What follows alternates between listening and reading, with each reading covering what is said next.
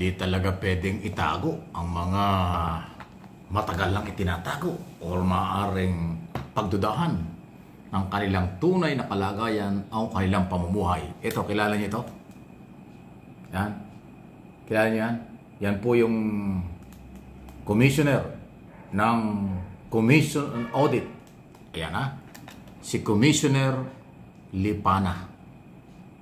COA Commissioner Lipana na yung kanyang asawa ay kontraktor na nasasabit o sangkot dito sa flood control scam. At ito pa yung matindi dahil ito po yung nasa Singapore, may sakit daw.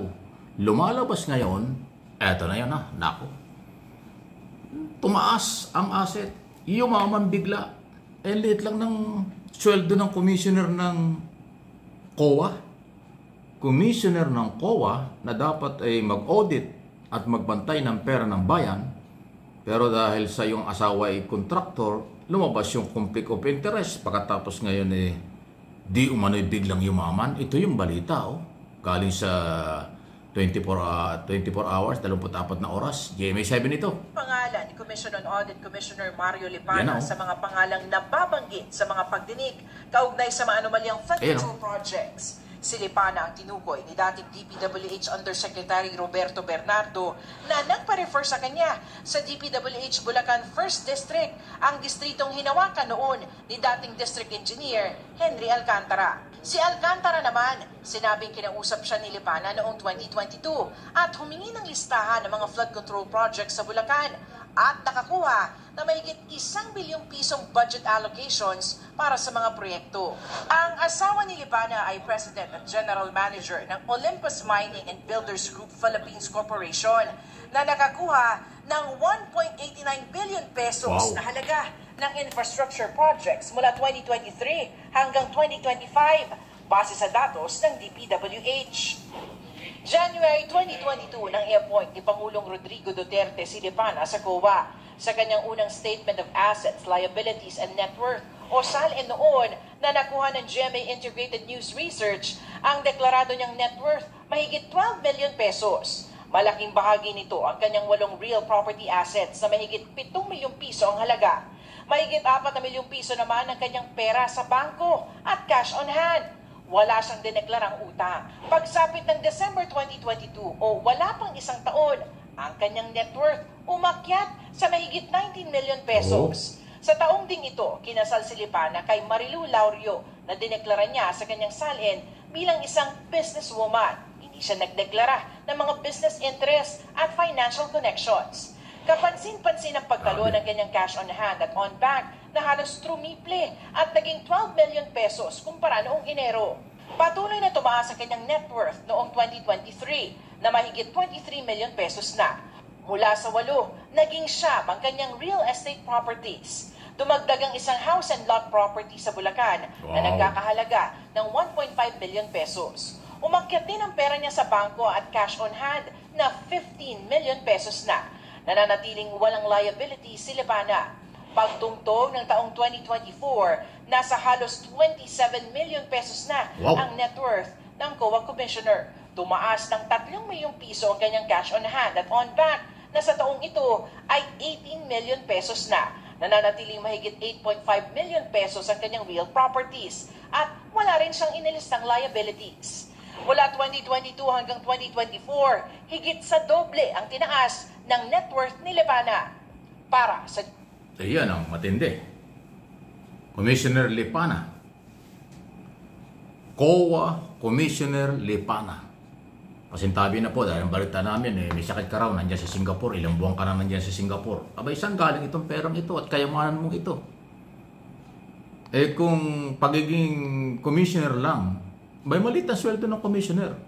Ang COA ay independent body, constitutional body. Yan ay impeachable official.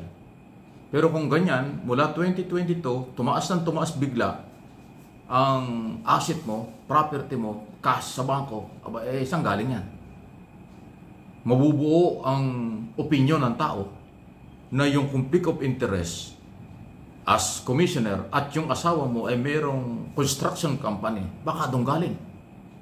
Ay sumasabit ang pangalan ng company ng asawa mo dito sa scam ng flood control. Malaking problema ito. Pwede itong maging ground para sa impeachment, betrayal of public trust, korupsyon. Balita ko may sakit ka, lalo kung magkakasakit pagka ganito, pag hindi mo na ipaliwanag. Yan ang mahirap. Yan ang nakakalungkot. Isipin mo, commissioner, mataas na opisyal ng Commission on Audit, na ang trabaho ay mag-audit, magbantay ng pera ng bayan kung tamang ginagamit. Pagkatapos malinaw pa sa sikat ng araw, conflict of interest dahil yung asawa niya ay businesswoman, ang negosyo, construction. Tapos ito pang lipanang ito raw ang humingi ng listahan ng mga project na ibinigay naman ng mga district engineer sa Bulacan. O di, ginamit. Paano mo i-audit, commissioner, yung pondo na nakuhang project ng iyong asawa? Yan ang conflict of interest. Paano mo babantayan yung pera ng bayan kung paano ginamit ng construction company ng asawa mo? Yan ay conflict of interest.